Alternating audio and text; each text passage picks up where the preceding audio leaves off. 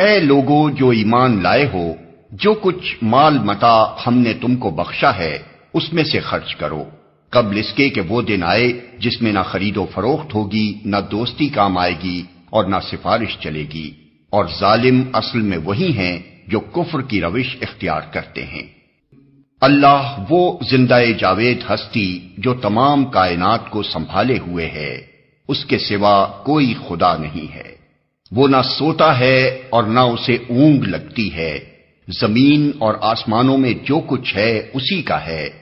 کون ہے جو اس کی جناب میں اس کی اجازت کے بغیر سفارش کر سکے؟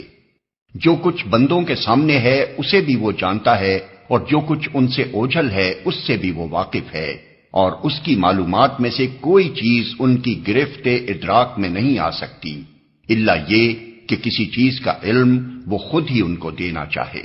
اس کی حکومت آسمانوں اور زمین پر چھائی ہوئی ہے، اور ان کی نگہبانی اس کے لیے کوئی تھکا دینے والا کام نہیں ہے، بس وہی ایک بزرگ و برتر ذات ہے۔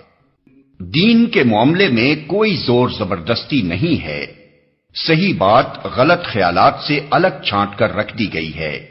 اب جو کوئی طاغوت کا انکار کر کے اللہ پر ایمان لے آیا، اس نے ایک ایسا مضبوط سہارا تھام لیا جو کبھی ٹوٹنے والا نہیں، اور اللہ جس کا سہارا اس نے لیا ہے سب کچھ سننے اور جاننے والا ہے۔ جو لوگ ایمان لاتے ہیں ان کا حامی و مددگار اللہ ہے، اور وہ ان کو تاریکیوں سے روشنی میں نکال لاتا ہے، اور جو لوگ کفر کی راہ اختیار کرتے ہیں ان کے حامی و مددگار طاغوت ہیں، اور وہ انہیں روشنی سے تاریکیوں کی طرف کھینچ لے جاتے ہیں۔ یہ آگ میں جانے والے لوگ ہیں جہاں یہ ہمیشہ رہیں گے۔